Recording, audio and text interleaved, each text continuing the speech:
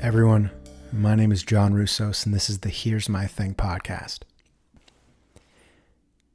My aunt has an Android, so I don't know if she gets my texts. I think I've asked her why she chose it, but I also feel like I do that to everyone. Not a way to make them feel like less of a person, it's out of a genuine curiosity, like how a child might ask an amputee what happened to their leg. Aside from an affordable plan, I figure most of the pull comes from their version of the emoji, or a pleasure in drawing some sort of polygon to open up their device. I find that intelligent people have Androids, people who know what RAM stands for. Just a better phone, they might say, more powerful. In the US, it's common to see people jump ship from a Galaxy Note 9 to the iPhone, for them to leave LimeWire green text bubbles in search of stock blue ones and delivery confirmations. Maybe in the Android community they're looked at as traitors, but in the iPhone community, they're welcomed home with open, passive-aggressive arms, not as much asking how was the trip, but what took you so long? The consequences might be more severe if it were the other way around.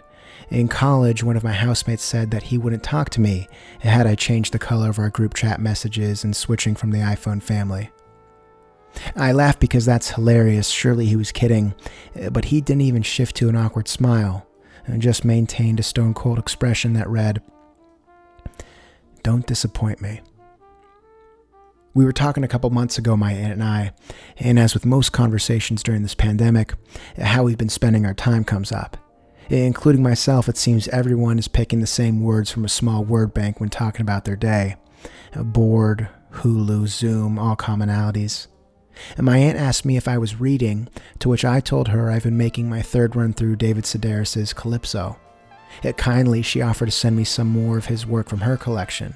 She thought she had Naked and maybe a couple of others, but she wasn't sure. I accepted. For a couple bags of groceries, I'll see through 4 Clorox wipes. If things get tricky around bread and onions, I usually let them pass through security without a pat-down, largely in fear that I might instigate mold or bleach poisoning. It's different with packages, though. If a small one or a large envelope arrives, I'll use one sheet to sanitize it and the contents, then I'll accidentally take the cap off my olive oil and knock it over and clean it up, or I'll convince myself that I haven't wiped down the doorknobs or stove in quite some time. If the sheet is still damp after that, I'll get particular with the light switches. For larger packages or those grabbed with other pieces of mail, one sheet is just fine. Sedaris' Naked arrived in a package no bigger than the book itself, so before opening it, I poured some oat milk onto my kitchen counter.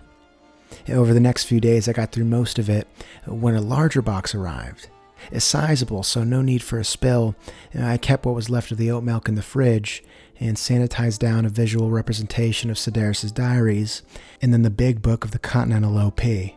And not by Sedaris, but from what I read in Naked, maybe something his family would have enjoyed. Behemoths these books are.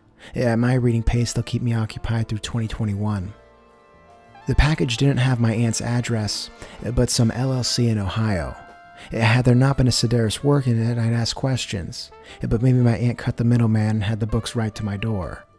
Naked was more than enough, but that's my aunt. Thoughtful, creative, often going above and beyond for me, always over-delivering. I had left her a voicemail after the first package, thanking her for the book, but I hadn't heard back. I rang again to address the new additions to my now slightly larger but still small library, hoping to also clear up that it was in fact her who sent the books, but that as well went to voicemail. I still hadn't gotten word back from my aunt when a little over a week later, a padded envelope from Kentucky came. I took some expired pasta sauce out of the fridge, poured it onto the table, and used one Clorox wipe to first sanitize what was Sedaris' barrel fever, and then clean up the mess.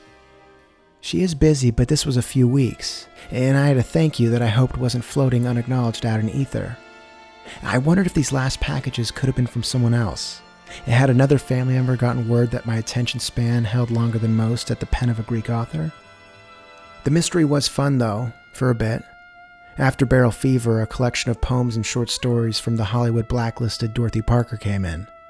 I was out of wipes, so I coated it in hand sanitizer and dumped some uncooked pasta shells onto the ground.